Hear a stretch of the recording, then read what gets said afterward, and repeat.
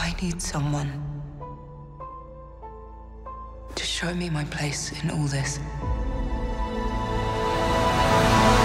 Hey guys, Rob and Chastity here, and we saw The Last Jedi, meaning it's time for a spoiler talk. That's right, so lots of spoilers ahead, so please see the movie first before you proceed. And also, enter our giveaway, because we're giving away this adorable Funko Pop. Look how cute. It's Chewbacca holding a porg. Aw, love it. And be sure to subscribe to Universe so you don't miss all of our Last Jedi stuff, including some theories and questions about the movie.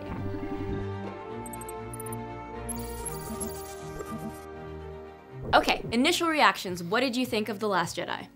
You know, when I saw Force Awakens, I remember like a lull where I like had to just kind of digest it. And so, you know, being able to sleep on it, like I think this is high ranking in the list of Star Wars movies for me. I really enjoyed this movie.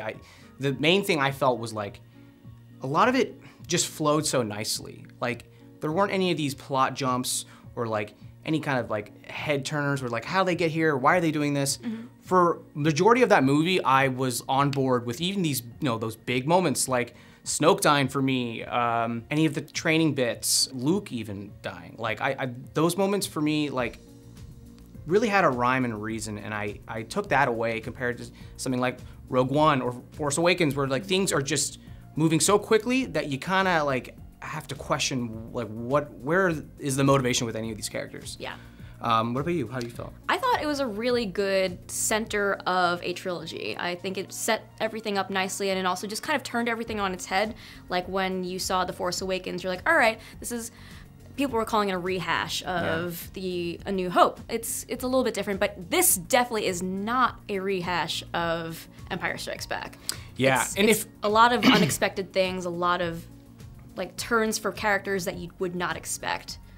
Totally. Like anytime you felt like, and there were similarities, right? Yeah. Like even just like the opening idea of like a resistance or rebel base fleeing, the Empire pursuing, like those are there, but yeah, they're always kind of changing. Or yeah, like characters like, you know, you could even compare this movie to like Return of the Jedi with like, you know, the very kind of Emperor Vader-esque moments of Snoke and Kylo. Like they kind of pick and choose, I would say, themes from the original trilogy. But yeah, ultimately, like, it was far different and definitely is a moving forward piece to this trilogy. Definitely. Let the past die. Kill it. If you have to. So Chastity, there were a lot of great characters in this movie. Which ones stood out to you as being like your favorite, was predominant?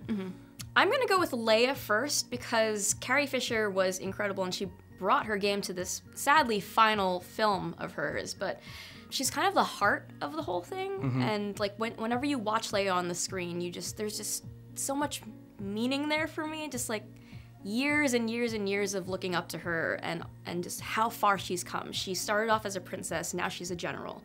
She's leading the resistance. And just how everyone respects her, and just the moments she had with Luke as well. Yeah, that was a really awesome moment. So good. And so needed, right? Like, you think about like how long it's been, and not even just for like, and yeah, I agree with you. Like, it's like you're not necessarily looking at Leia, you're looking at Carrie Fisher as well. Yes. Which isn't a bad thing. It doesn't detract from the movie, but you're seeing a lot of that spunk. You know, that kind of sass she has from. I mean, you know, you see her doing behind the scenes. She's very much like that. Those two are just interconnected for sure. How about you? For me, I would say, yeah, Luke is up there. That Mark Hamill performance in general was, I think ultimately like that's gotta be challenging as hell because this was a very different Luke. This is a Luke we've never seen before. For sure, like broken, like he's not this like ultimate hero, right? And you hear about like the development of like, just this new trilogy is that, you know, whenever Luke is present in these movies or any movie now, like it's just kind of this like power trip, right? Because of like what he means for so much of Star Wars. So yeah, like to see him here broken, every scene felt intense, like he had all this weight, and man, was he just like a really conflicted character. Even the first moment when I think Rey asks like what happened with you and Kylo, that really like infamous, you know, destruction of the temple that he was making, and he like, you could tell he wasn't telling the full story the Yeah. first time. He He's kind of holding cut back, yeah. he kind of cut soon, like, and then this happened, and yeah, see ya, like Yeah. I'm walking off. And then they walked off, and everything was Right. on fire. Right. So I just a lot of like him fighting himself consistently throughout the movie, and then, I mean, we'll get to it later, but that Yoda scene for me was Oh my God. so Star Wars as far as the original trilogy, but it wasn't so. How would you say? It wasn't such a heavy-handed like callback or reference. It felt very new. With, I mean, first off, Yoda being a puppet, like, but you know, giving Luke the needed, I guess you would say, like, assistance in like finding himself again and realizing that he needs to, frankly, just wipe everything about his past in order to like push the Jedi or new Jedi forward. Yeah, even Yoda had kind of evolved, like Yeah. with his thought process and where he stood with everything. He was Right. in agreement with him, and it was really interesting to see. Seen this raw strength only once before. It didn't scare me enough then. It does now. Yeah. Any other characters stand out to you? Yeah, Kylo Ren, Ben Solo, just an extremely conflicted performance, a really good performance from Adam Driver Yeah. in this movie. Like, you could not tell. Like, there were moments, like, especially the scene where he kills Snoke. For a few minutes, I thought he was starting to turn, but you can never really tell with him. It's You just can like, never tell. Yeah. yeah, you can see the conflict in his eyes, and like when he's about to shoot his mom, and he's just like sad, and you can see the emotion in his eyes and how he really doesn't want to do it, and then someone else does it for him, and he's just like, shit. And yeah, even speaking of that scene, you know, he obviously doesn't fire the torpedoes at his mom, but then like two more zip over him, and next thing you know, Leia's dead, or so you think. So you think, There were yeah. so many moments where you feel like, I don't know, the gravity is so surreal that you think the worst has happened, and then they Right. completely flip it back. Whether it's the beginning with the bomber scene, and you think the detonator is gonna go right past your hand, or Luke getting a barrage of AT-AT turrets. I don't know. There's so many moments where I was like, oh, you're gonna go that Yeah. far, or this and that, and that was just Finn. one. Yeah, and Finn. Almost killing himself. Oh, absolutely. He was going to kill himself. It's like the stakes are high Yeah, the absolutely. entire time. They draw it out. Stress. They draw out those moments for sure. Any other characters come to mind? Definitely Rey. Like her character arc was really strong in this one. She definitely like learned a lot about herself, and that ultimate reveal. Or I guess we'll have to see if it's for sure that she doesn't have any parents that are tied into like the Skywalker Don't think or we Kenobi. got the truth. You think Yeah. it was I all don't- just I don't know if that was true. Big lie? Yeah, I don't know if it was a lie on purpose on Kylo Ren's part to kind of manipulate her and be like, you're not special.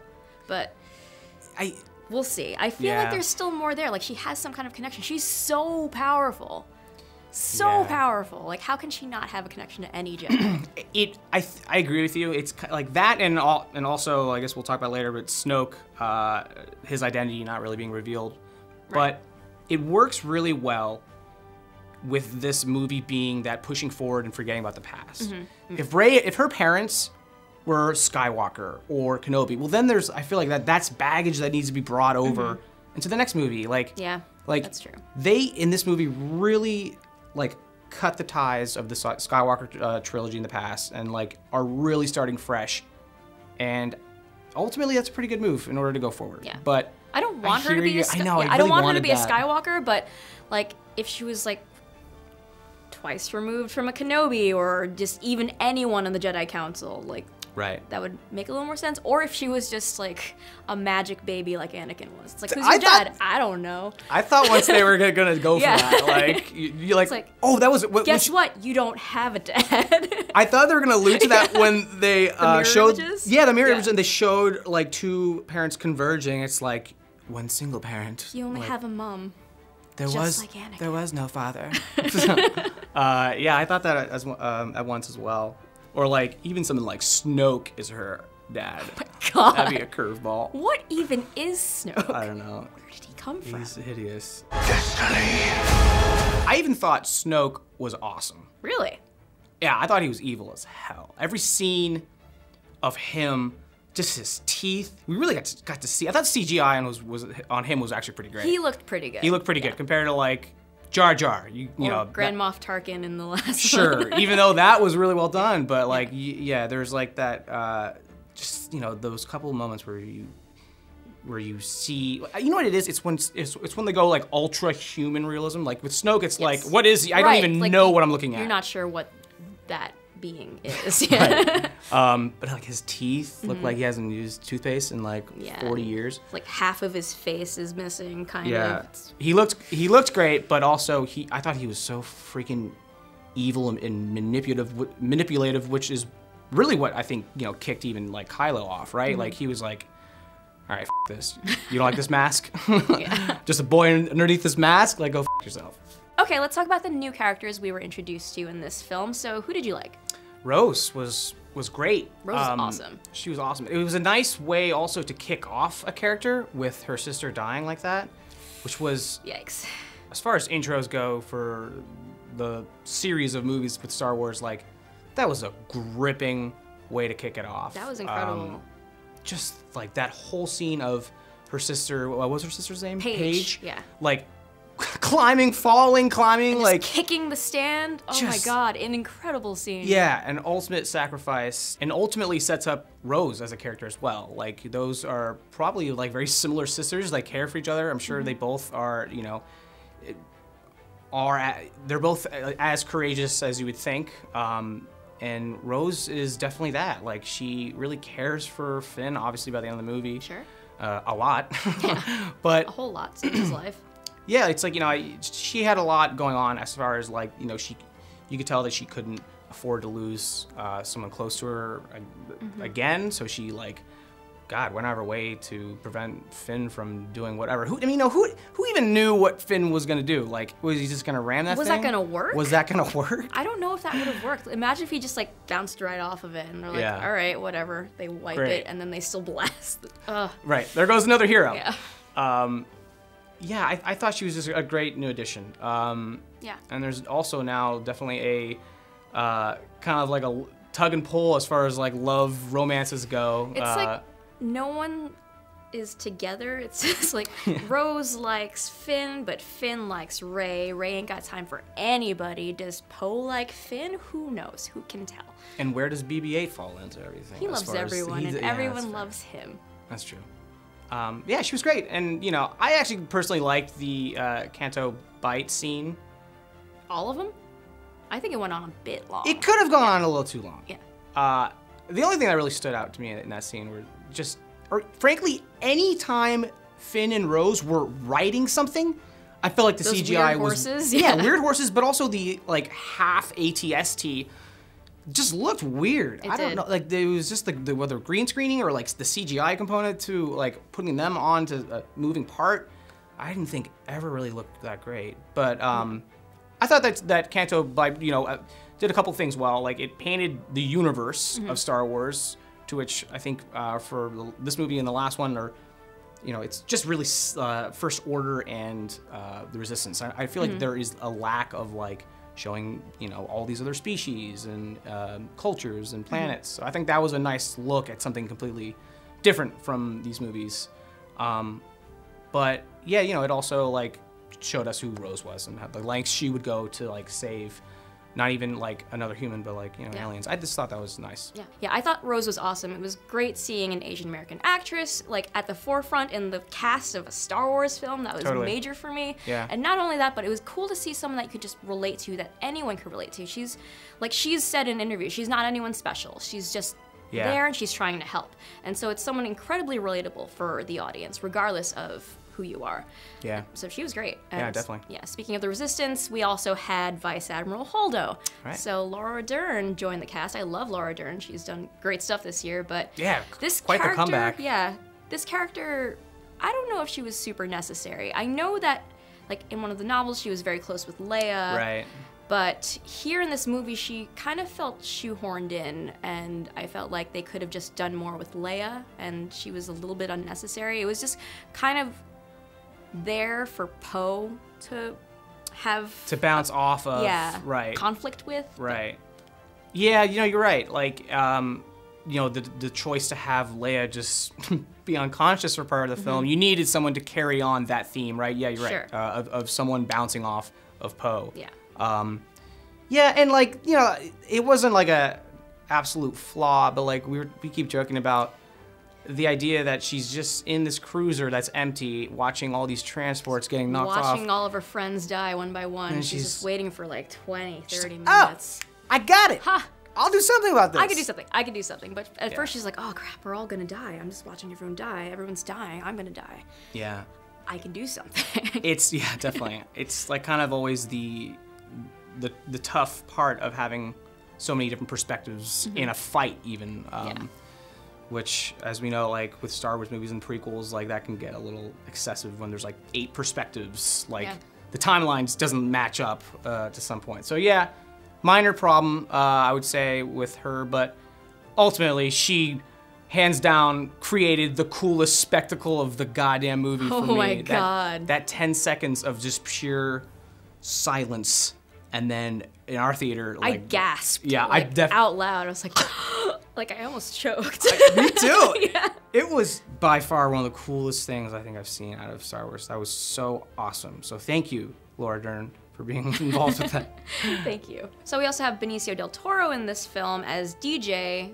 I don't think anyone ever says his name in the film. I just verified that off of the credits as the credits were rolling. I don't think anyone addresses him by name. In all the Google Docs we have shared that we're working with, it was DJ. I was like, is that a typo for like RJ, like Ryan Johnson? It's but like, who's DJ? Who's It's DJ? like, Yeah, you're right. It was verified by his Funko Pop. And Oh, then God. in the credits, but no one ever says his name. So he's a hacker, not the hacker that they had in mind, but he's a hacker who they find in a prison on Canto Bight. And I think it was interesting that he was this character that wasn't bad and wasn't good. He was just there for his own personal gain, which was interesting. But he turns so quickly. He's just like, Yeah. he seems to be helpful, then he's ultimately a really crappy dude to Finn and Rose, but I don't know. I think they could have done more with that character, or maybe used less of his scenes. Yeah, I agree with you. He was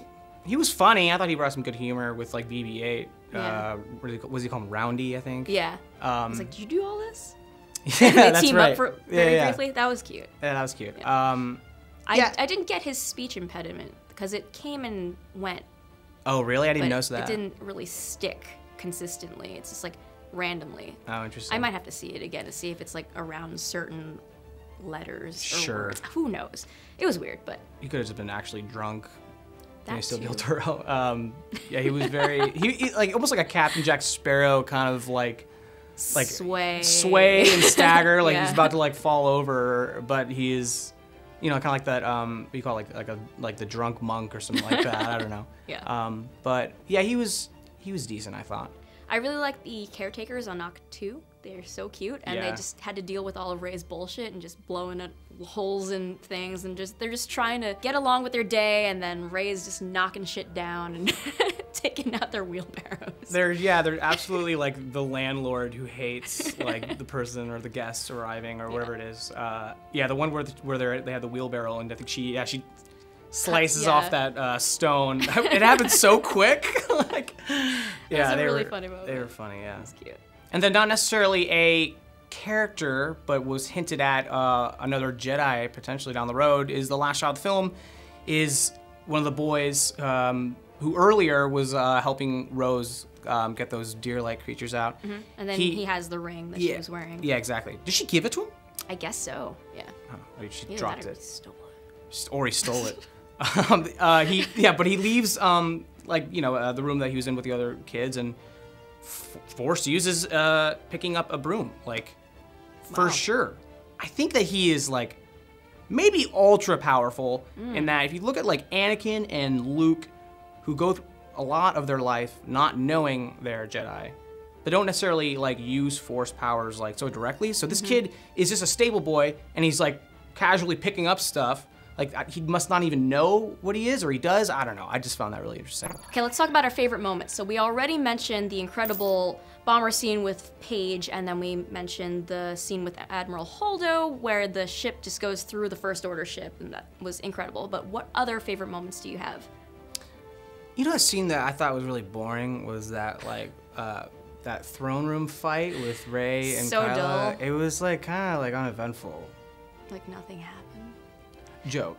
It was so shit was awesome, good. yeah. Oh my god. I was freaking out. I was like, is this happening right now? You could tell how much effort and choreography went into that scene. Like each move, each like shot in general was so well orchestrated.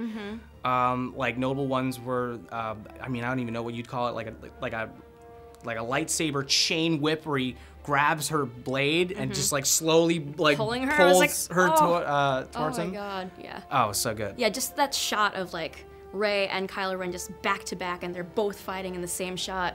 Incredible. Yeah. Ugh, love that scene.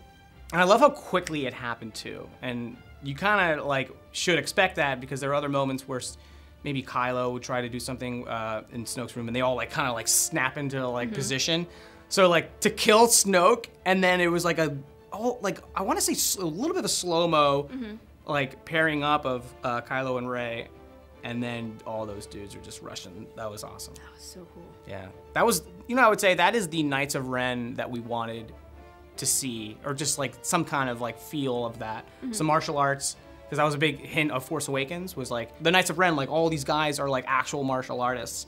And then we didn't really get that. We just got a pose. So this was a nice kind of, I think, redeeming scene compared to Force Awakens.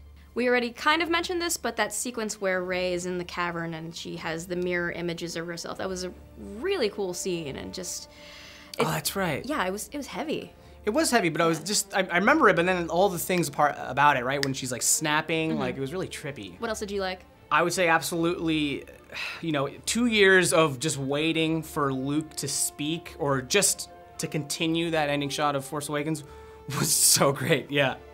Just tosses it over his shoulder. Like, That was great. that was just such a fantastic way to just lighten the mood and like kick off their interactions, right? Yeah. Just the kind of like the playful relationship they have in the beginning as far as like him just like not speaking, being a dick. It really established like where he was at mentally. He's just like, Right. no, hell no, I am not doing this again. Right.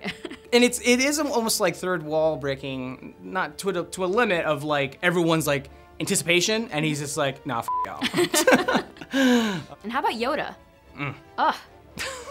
I got the feelings that I felt during the original trilogy when you first see just like Yoda in Empire and then Yoda again when he's giving guidance. It just felt the same. It's Right. like, oh, there's this character again. It didn't feel like prequels Yoda. It felt Right. like original trilogy Yoda. Oh, totally. I mean, that's as far as not just the puppeteering, which if it was strictly CGI, then I'm super impressed. But it most definitely was like some puppeteering work on Yoda. And then also having Frank Oz, return. Obviously, he was in the prequels as well.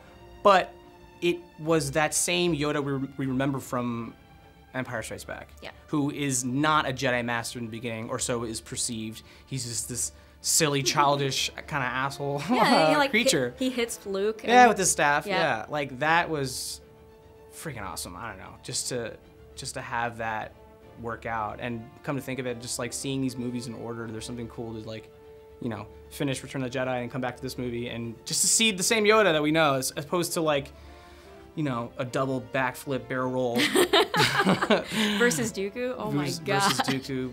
But even then, it's like Yoda is just all too serious in those movies. Not to rag on him too much, but yeah, that was really endearing. And he had so much to say, and he was helpful in changing Luke's mind.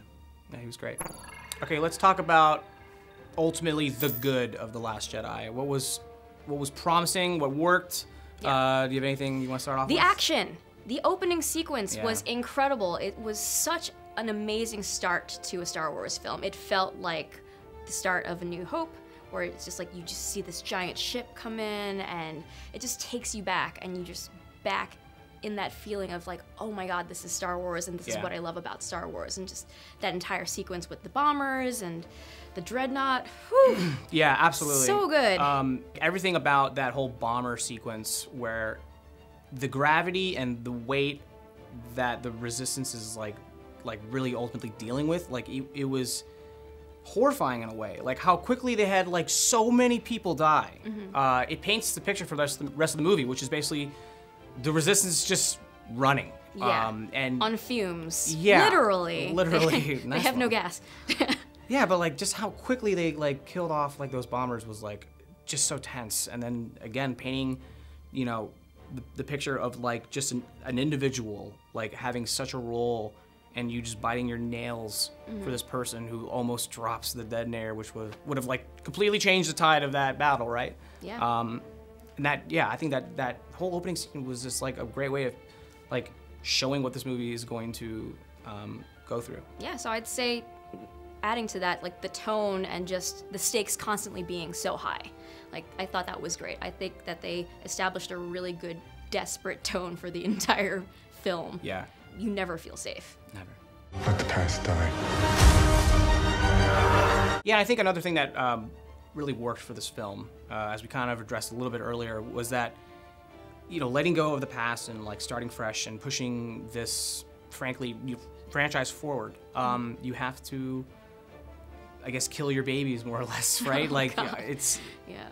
you have Luke Skywalker, but you gotta move on. And I think him rapping and so many other themes and how they even handled all that, the closure to kind of like Luke and I guess apparently maybe the Skywalker saga, with like the burning of those books, right? Like it's a completely new Jedi Sith conflict. Like things have changed and they should change for this.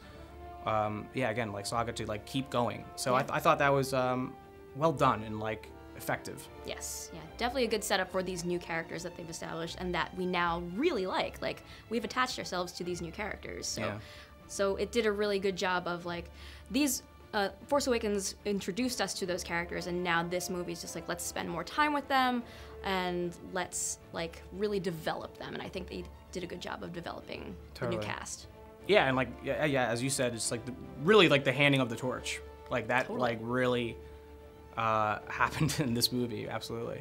And of course, another good thing was seeing Luke and Leia together again, just having that nice moment, giving her the dice, and Yeah, absolutely. yeah, she's just like, yeah, I changed my hair. He's like, looks good. It was such a cute moment. Yeah, it really was. And to think like earlier in the movie, there was a moment where you thought Leia died, and how actually like I felt so sad to think of like Luke Skywalker not meeting Han Solo again, Yeah. and not seeing Leia again was like heartbreaking. So yeah, it was such a great moment to have. I'm glad they had that final moment together. Seriously. And of course, the porgs. I guess they're not as significant as the Ewoks. I love them, and I've been talking about how much I love them, but they're a little bit annoying, but I thought they were still really cute. They were, I think they did a happy medium. Like, I Yeah. wasn't like, I'm not a gung-ho porg guy, but I still love them. yeah, they're cute. But I think they did it well in the sense of like the humor was good, and also, yeah, I like that they were annoying. I did like, if everyone was like just like going like head over heels in the Right, or yeah. head over heels for these things, like I couldn't stand it. Like, I guess ultimately when like Chewie like hates these things for the most part, he finds them annoying. Yeah. So like him swatting them off and all that stuff, I was like, yeah, that's right. Chewie doesn't give Okay, let's talk about the bad. So we kind of already mentioned some things that we disliked. Like, there were some unnecessary character developments here, especially like Vice Admiral Holdo was kind of unnecessary. And I also want to say Captain Phasma. Yeah, Like, constantly we have Gwendolyn Christie doing so much marketing and promotion for these Yeah, films, going to I all hear these ya. events, and you think, oh, good, they're gonna do more with her in The Last Jedi, because she didn't do anything in The Force Awakens. She got caught and Right. like, gave up whatever code, but Here here they- she is again, just getting knocked out by someone who's been unconscious for a while, has had no more fighting training, Yeah. and just knocks her out. I mean, yeah, she had. There was more Phasma. More. There was a little bit more, and we saw her eyeball. That was cool.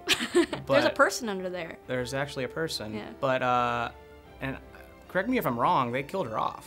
Yes. Like, well, I guess She so. fell through Yeah, fire. She fell through fire, so we can safely assume that she is dead. Maybe. Who knows? Who knows? Maybe dead.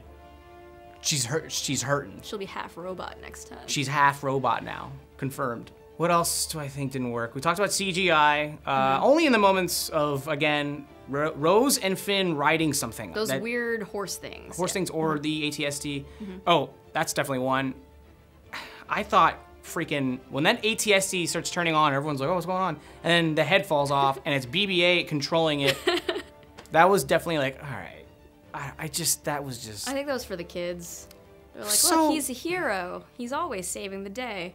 What's he doing up there? I just couldn't.